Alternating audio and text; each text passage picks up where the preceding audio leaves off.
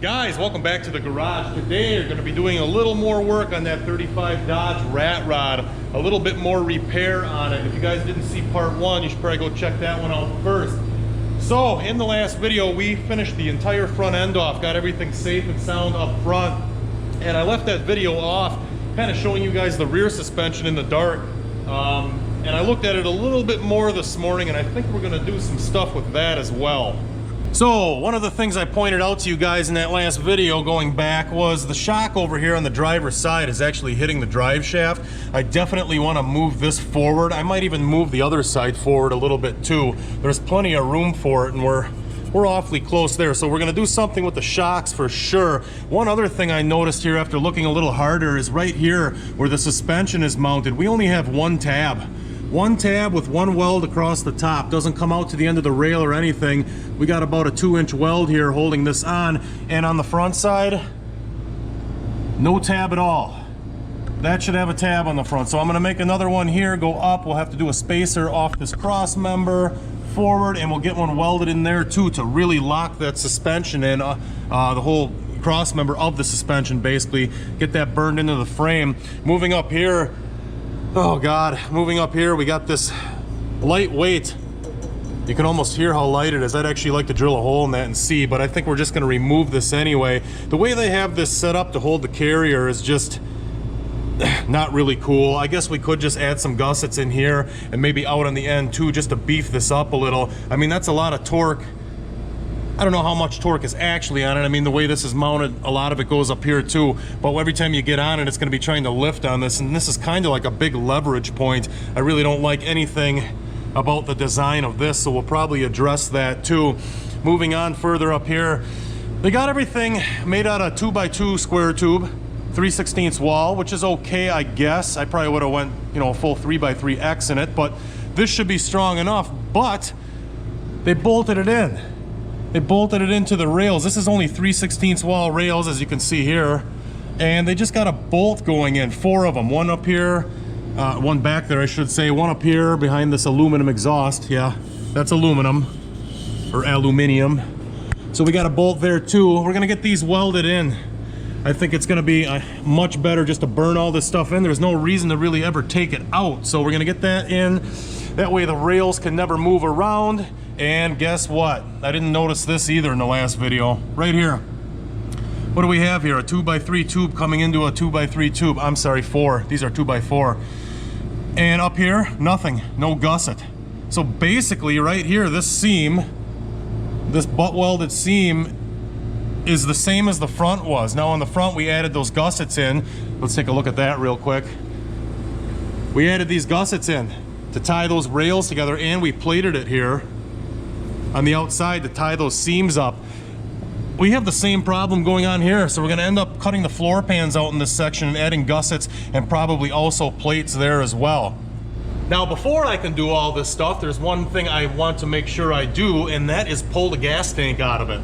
Yeah, that fuel tank was leaking right out of this valve, and it, not valve, this elbow, and as you can see, there is no valve in it.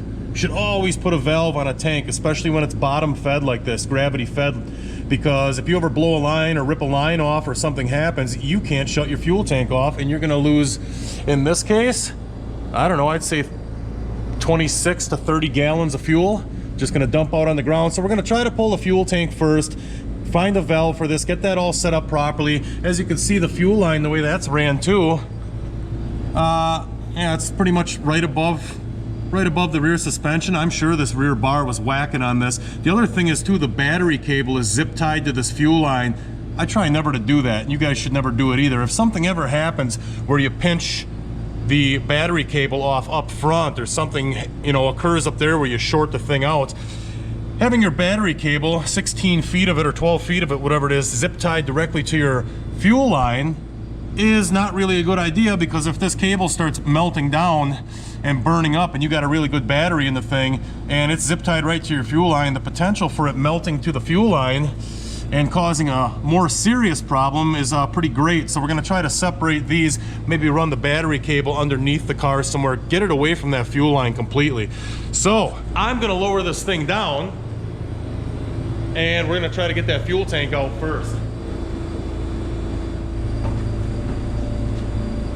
One of you guys in the last video asked if I was going to fix this door, and I'm going to. Now take a look at this, because this is all going to be part of it really, but if I push this door tight, the latch doesn't work on it. We're going to put bear claws in it, but if I push this one tight, it pretty much lines up to the pillar all the way up to here, and then we pull away probably a good 1/2 inch, 5/8 of an inch. Now, we probably could resolve that by bending the top of the door post here. It could be bent in the first place, bending that in. But to me, it almost seems like the pillar is probably out too far. The actual pillar of the car, which I don't doubt, because if you look down in here, they're kind of just crudely placed. So I'm guessing that it's a good possibility that this pillar is not located correctly on the floor. Also, that should probably be braced a little more too. Bracing is kind of not a thing on this build. Another thing you can look at here is on the front door, we are super tight up at the top. That fits nice. And as we move our way down, we're getting wider, wider, wider. And down here, we probably got about, I don't know, 1.25 inches. Now, the reason that the front door is like that is because, see how that popped open? Because we're hitting the seat. The seat is actually out past the floorboard here, and that's actually hitting this stainless door panel they put in and holding the door out down there in the dark.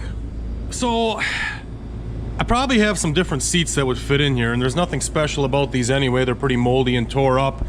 They don't really fit the program at all, so the ones I have don't either, but I think they're skinnier. So I'm gonna go ahead and jerk the seats out of this thing, close the front door again, see if that resolves that gap. If not, then maybe we can move the pillar and get a better fit on the front door and the rear door. Now, I'm gonna pull the seats out first, but before we do any cutting, welding, or grinding, I am going to try to get that fuel tank out of here. Let's go take a peek at that real quick. Back here we have our fuel tank. We got a couple welds here on this stainless back. I guess that's the back seat, holding it in place, and actually the fuel tank won't come out with this in here, so I'm gonna have to cut those welds. I'm probably gonna do that with a Sawzall as to not throw sparks everywhere, because the vent for this fuel tank is right here, kind of just stopping on the back of the wheel well, and I don't want sparks rolling past that. And the other cool, interesting thing on this that I noticed too is if we look down in here, you might notice that there's no bolts in those flanges. It's literally silicone down to the rail. There are no actual fasteners holding it. They just put a bunch of window silicone on it and stuck it down, and it dried up, and to be honest with you, I can't break it loose. Yeah, I reefed on the top of this pretty hard, and I can't get that to release, so probably gonna have to go in there with a pry bar and pry that tank up to get it out. So let's get these seats out of here. Nothing on the other back corner. As for the front of the seat, we're welded down to the floorboard, so I'll try to blow sparks in the opposite direction of the gas tank. Get out! Oh my God, we're breaking the floor pans off. There we go.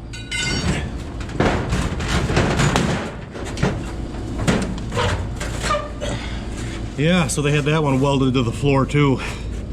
Awesome. So let's see if the door fits a little bit better now with that seat not pushing on it. Not really.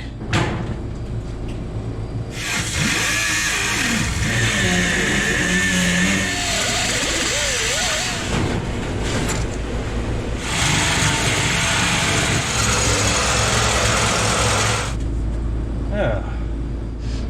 Check this out. Isn't that cool? That's all that's holding the gas tank in.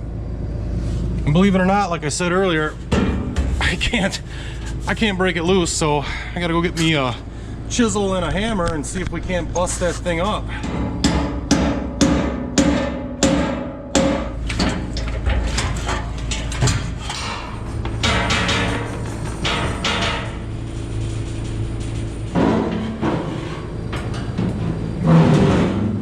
We're good to go. I'm gonna cut this thing completely out, cut all the welds, score them off, and then I'll put some angle iron on the back side with some welded in nuts, and then this panel can just bolt in the future, so if it ever has to come out to get the fuel tank out of it, you can actually make that happen.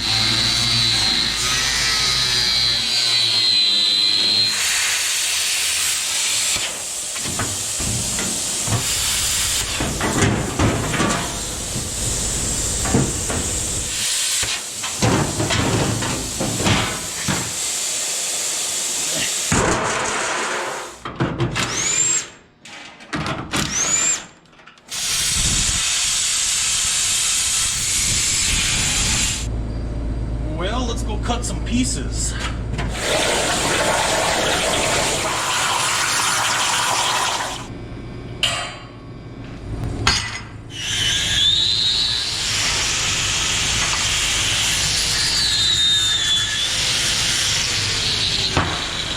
So up to this point, what do we have? Well, we got some new brackets cut for back here, cupping that front side of that rear cradle, and those are gonna work out absolutely wonderful. Got one on both sides right now, and we got our shock mounts in here. Those look a little bit better than that crude angle iron that was in. I also put a gusset over here and over here to tie into the stainless tube they had going across for a cross member, and I also added two down here off the stainless tube and up to that tube supporting the bottom of the carrier.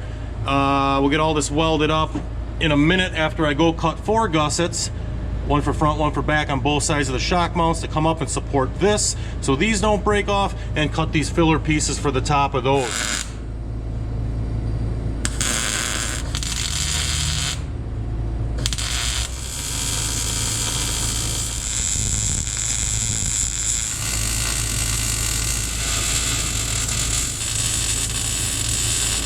Well, a bunch of welding later, and I think I'm pretty happy here with the back suspension. Obviously, like I said before, we got our back cover. Basically, this is the diff cover back here. Our back brace boxed in, or not really boxed in, but cupped in with a bracket front and rear. That turned out really nice. I do have to weld a little bit more on the bottom here once it goes back up in the air. But I am surely confident now that being held on both sides that nothing's gonna snap off or break off. We're structurally sound there. Shock mounts are completely welded up and gusseted. Those are way better than the angle iron ones, so we're looking good there. I also cut a couple of square plates here, as you can see, a couple 1/8" plates, and put those over this seam here from this rear rail to this upright, and I capped the top of this one too. If you saw earlier, those were actually open inside the car, so we got that all looking clean. Got our gussets all burned in down on this cross member for the differential. So with that being said, I think we're structurally good here on the rear suspension. Nothing's gonna fall out.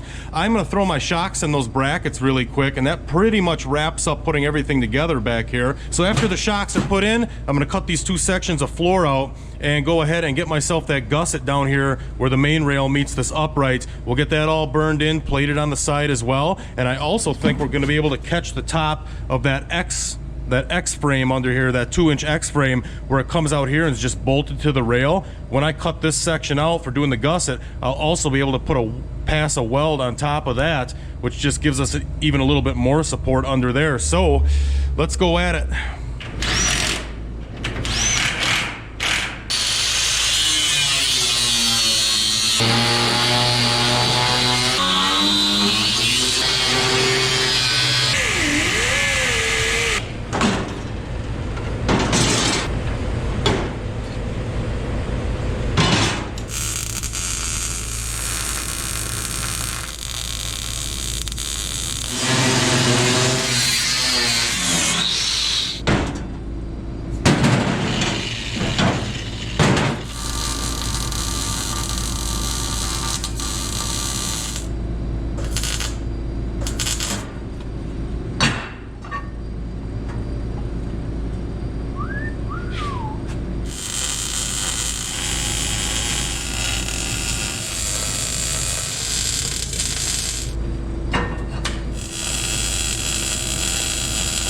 Alright guys, well it's a new day here, and I came in this morning and finished welding my floor pans and the gussets all back into the floor. So this is all set up and ready to go. We got our strength back into the chassis now with this gusset being on that bottom rail to this rail, so we're all good there.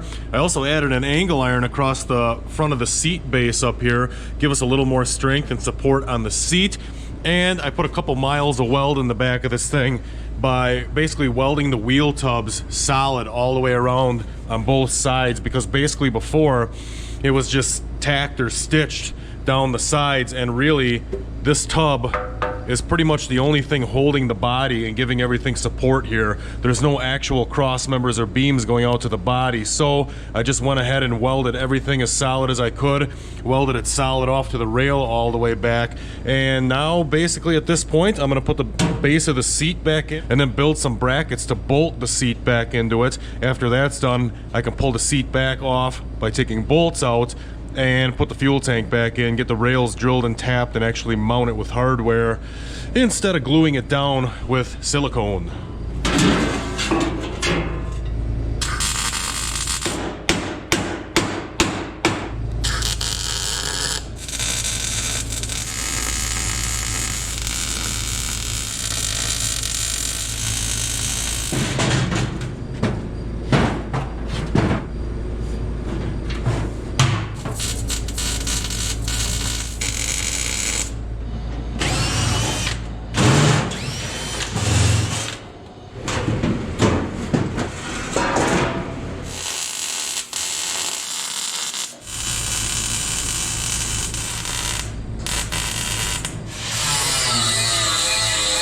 This is a lot stronger now, especially with that angle iron we put under there earlier, and now this ties the back and keeps it from sagging as well, so that's a lot better than it was.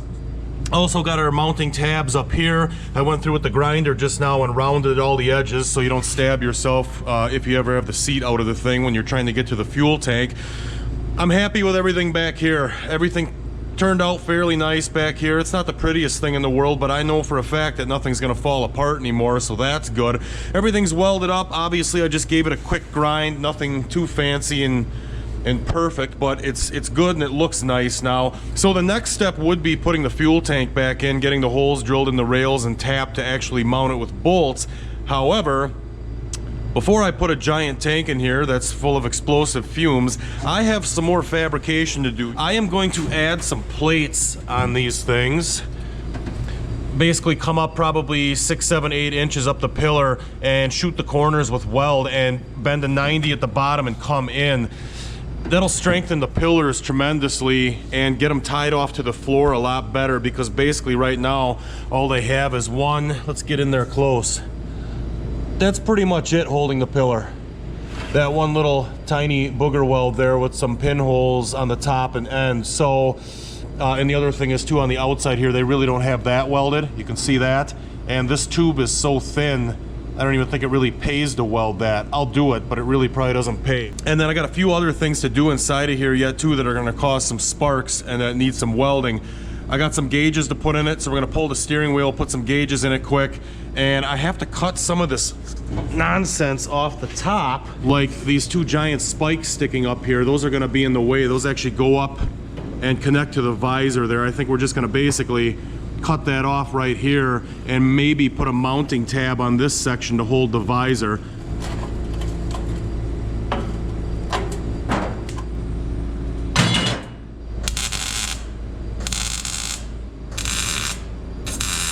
The pillar is a lot more solid now. I could almost twist it before, and now we're tied in. Both sides are done.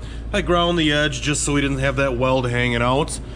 And basically we'll jump onto the dashboard now. I took the steering wheel off already and got a few marks laid out here on the dash. I ran back to the plasma table and just cut this simple gauge layout for our 5-gauge setup.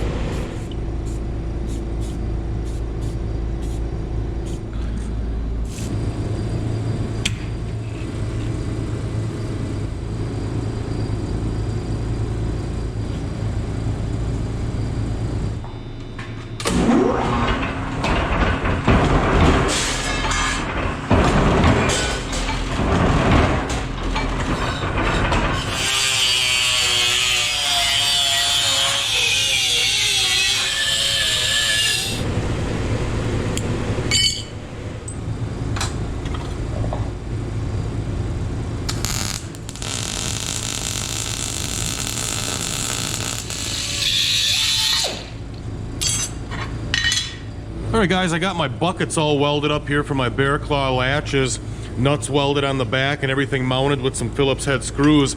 So those are ready to get installed. So as you can tell, I went ahead and I cut all those stainless door panels off all 4 doors, and I removed all the window mechanisms, door handles, door latches, everything, just gutted the doors completely out.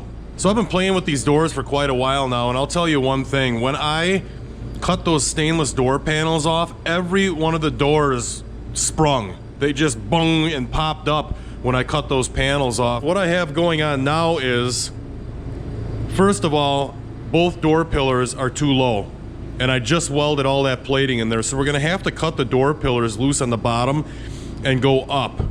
One other major thing that is probably kind of screwing the program up here is something I did notice earlier, but I thought it was just the way they threw the back together. Look at the gap here from our floor pan to basically our door jamb. We got about 3/4, somewhere in there, 5/8 there. If we go to the other side, we're about 1/4. So basically this side of the car is actually shoved down, kind of rolled down. The whole quarter panel is kind of mounted back like this as opposed to this side, and that is really screwing up the passenger side. Let's go look at that. That's how far down we are, and that's probably, like I said, mostly because this quarter is just tipped down at a big angle. Now the same thing's kind of going on in the front door. Right now I'm actually hitting in this upper corner. The door is hitting the body right here, and I can't even close this one all the way. I can force it closed, but that's no good.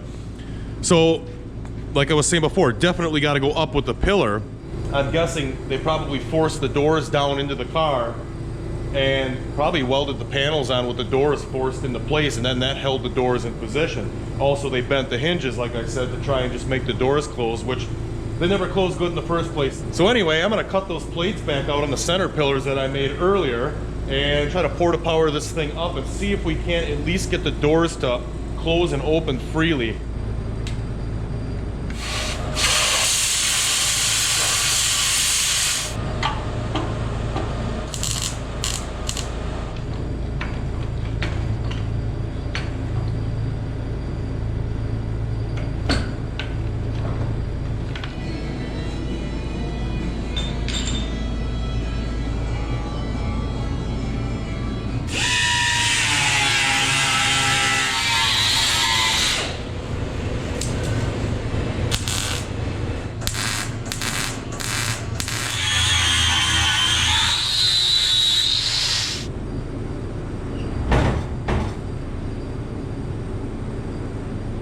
Well guys, I finished up yesterday with this side of the car gapping the doors, and as you can tell, we left off with cutting the whole edge of the back door off. This really isn't the right way to do it. I really cheated this out big time, but it was either do what I did or cut the entire car apart and start over, which probably wouldn't have been a bad idea either, really. I worked with what we had, and let me show you what I did to make this happen. So once again, because the back of the car is just mounted wrong and it was all welded to the chassis, basically the whole back is twisted like this forward, which is pushing the back doors at an angle downward to the front. Right here you can see that. See how far down this door is?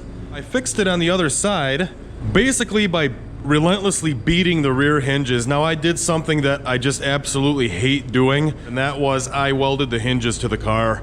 I hate doing that. Sometimes you see people do that when the hinges are loose, and these ones were loose.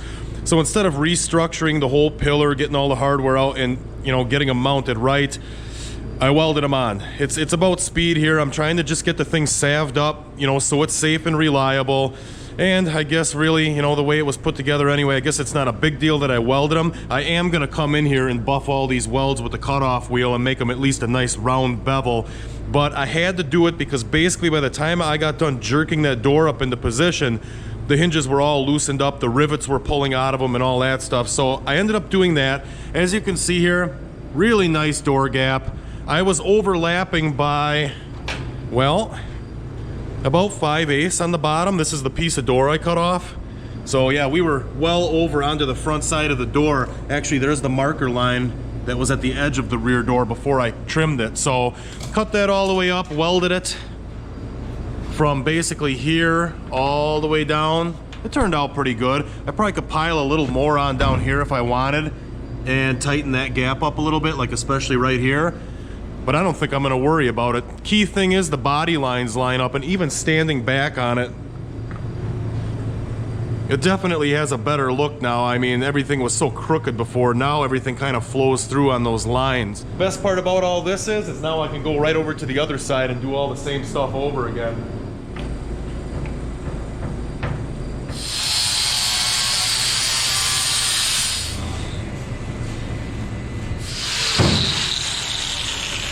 All right, guys, well, I'm happy with the way the doors turned out. I know maybe it wasn't quite the right way to go about it, you know, cheating out the doors as heavily as I did and not moving the body, but here's the deal with this. If I was gonna take the time to actually cut this body back off the chassis and do it the way it should have been done in the first place, if I was to cut it all loose, I might as well just take the body off, and then we'd see that frame, and we might as well either build a new chassis or redesign the frame completely, and then bolt, you know, make the body bolt on properly like it should have been in the first place. And at that point, we're just spending so much time on it. It really kind of defeats the purpose of him buying a car that was supposedly done in the first place. So I'm happy with the doors. Was it the right way, like I said? Well, it worked. It definitely worked. If I really felt like it, I could address those areas back here behind the doors and really clean it up, and no one would probably ever know the difference until you look inside and how screwy the doors are along the pillar. But I mean, you know what? The doors are in the places they need to be now, and we're ready to put the bear claw latches in. I'd say it was a success.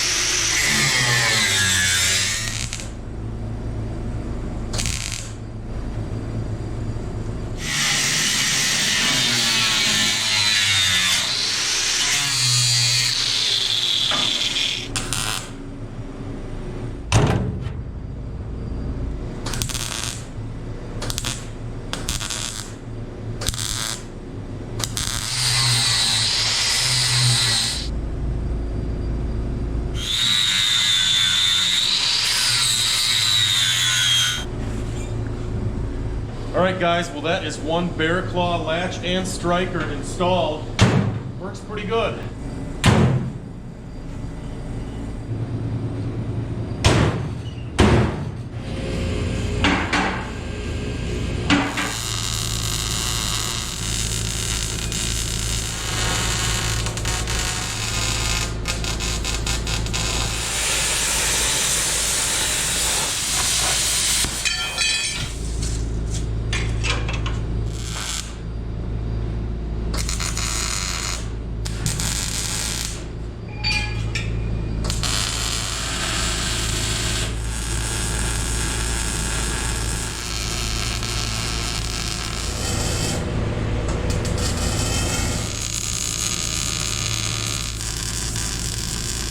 Well, at this point, I pretty much got everything welded up underneath the car that I wanted to get welded up. I got some plates here on the side of the Z going up. I have all these 2x2 quarter wall bars burned around to the chassis, so it's not just bolted in anymore. I got the bottoms of my rails capped. I got some plates here in the center where they cut the frame and pinched it when they built the chassis. Also found some other spots that weren't welded either, like these bars coming in up here under the front floorboard, so those are done. Also went along and stitched the floor pan a little better. Actually, it wasn't stitched at all, it was just laying there. So we got that done too on the outer rail. So I'd say at this point we're looking pretty good. Everything's tied together, nothing's really gonna fall apart.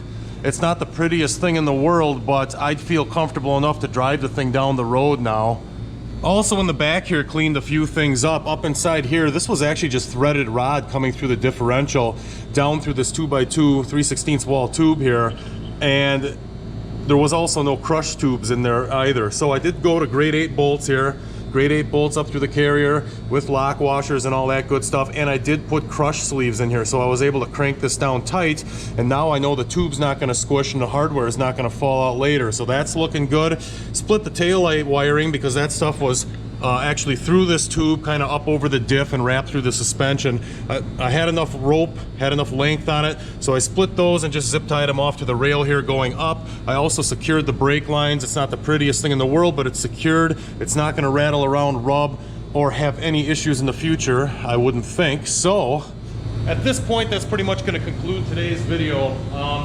Basically, that was a week's worth of work. We got half an hour of footage on it, just doing those little things that we did here. So It was a lot more work than I anticipated, let's put it that way. Moving those doors around and getting that stuff to actually fit. I didn't think it was that bad in the beginning. I didn't think we were gonna have to jack the pillars and do so much structural welding inside the car. I mean, we welded all the way around the tubs, the whole back seat thing. That was a couple of days alone just messing with the rear suspension and the back seat in it. So yeah, that's pretty much gonna be it for this one. But when we come back, I'm gonna wire it off camera because wiring's boring. When we come back, we got a few final touches to put on the thing. We got a roof to put on it, we got headlights to put on it, put the seats back in. We'll do that stuff next time around. And then after that, it is registered and insured, so we're gonna go out and take this thing for a test drive, pound on it a little bit, and make sure everything's good. Might have to get an alignment too. We're gonna at least measure it out before we go drive because it is snowy roads up here and I wouldn't want to hit some slick stuff and have the thing go sailing off the road. So that's gonna be it for this time around. Thank you guys for watching, appreciate it. Till next time.